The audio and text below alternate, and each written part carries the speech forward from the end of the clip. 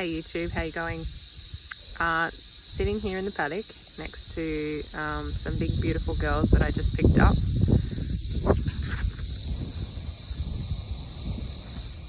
So this one's name was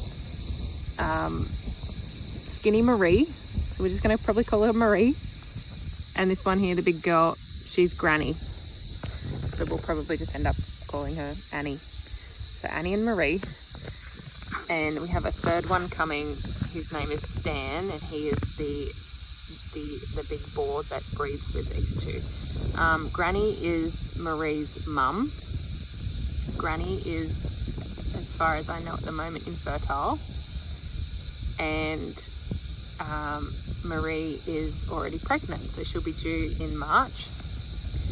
Now I'm sitting here pretty nervous because they're very big and they take a lot of feeding.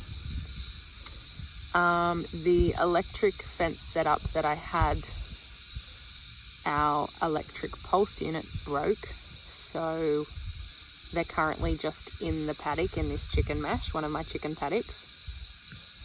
So I don't really want them to wreck the grass and the paddock, which they've already started to dig up the ground. And I probably got them home at 9:30 this morning, and they've been sleeping under the tree the whole time. Haven't got up. They walked around when they first got here, but they're just sleeping here under the tree in the little hole that they've dug. So they're really sweet. You can rub their belly and they like a little bit of a scratch around the ears. But I'm still pretty nervous because I haven't got a great deal of food to feed them. So today, it's Sunday.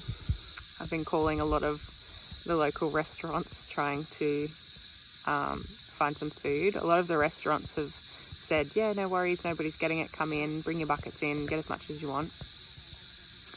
I've got a cheese factory which I'll get some whey each week, and I've got a few catering places that will also give me some veggie scraps.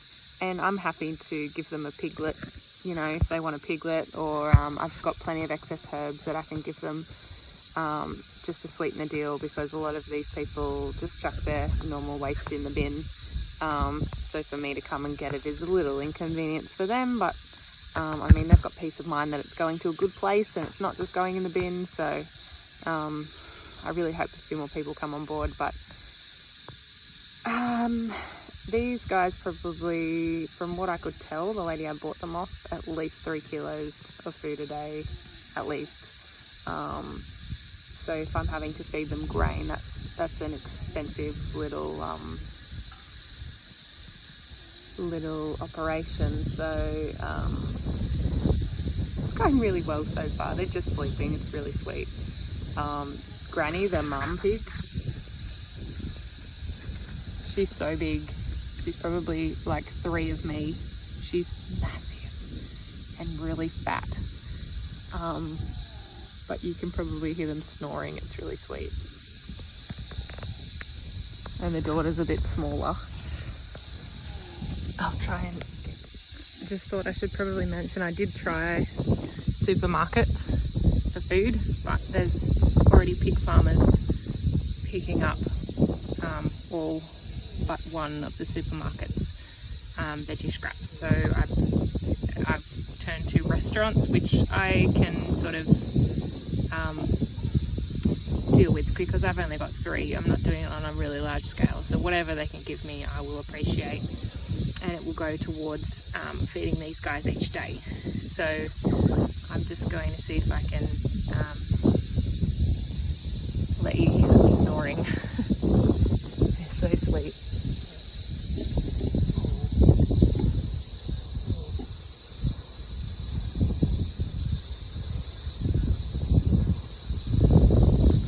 So I had a pig growing up. It was just a white pig. Her name was Moo. She was really sweet. But when we moved to a different house, we had to sell her. And in that time of keeping Moo, we were a lot younger. This was where I grew up. We used to ride her. I trained her to sit down to eat. You know, you could rub her belly and she would lie down. I'm fairly sure that the reason why they lie down when you rub their belly is because when the piglets want to suckle, they'll come and bump the mum's tummy, and the mum will then lie down so that the piglets can eat. So it's not something that, you know, I don't think they necessarily like a tummy pat, but they'll do it, and they'll really like turn up their belly trying to get a little scratch. So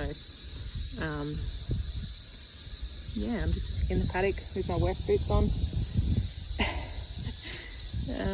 Enjoying these girls. I will have to worm them just because they are new here, and I have chickens on the other side of the fence. So really they should sort of go into quarantine for a few weeks, just so I know that they have no nasties, but because they are away from all the other animals, I'm just going to give them a good worm, and they'll stay in this paddock. Eventually they will be in the hot tape. So where they came from, they just had 2 wires of hot tape. So I'll be keeping them in that same setup where it's electric, so they won't go over it. And they will pretty much be my little tractors to turn up the ground so that I can put green waste in there and cow poo and things like that, and then grow vegetables. So I plan to make beds out of where they have been and taken up all the grass, turn them into veggie beds to grow probably root vegetables and leafy greens to then feed back to them.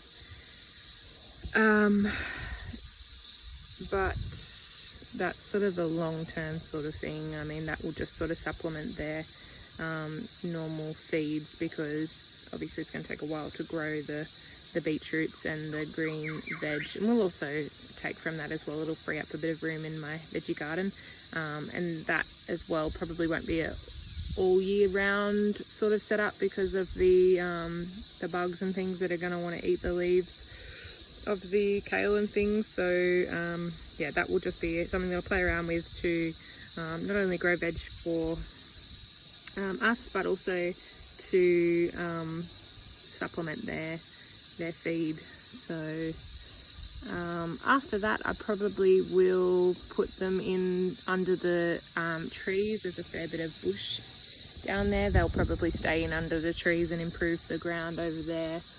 There's a fair bit of pick over there, as well as roots and bugs that they'll find in the ground. And then of course, again, I'll be supplementing that with veggie scraps and anything I can grow for them. But that will be their permanent home eventually, in under the trees, where it's nice and cool and they can just sort of sleep in the day and improve the ground a bit. So a bit exciting, a bit nerve-wracking. Hopefully they don't send us broke, but I'm looking forward to it. I'm looking forward to the future. I'm really happy to have them here, and so far so good. They're very sweet. Thanks.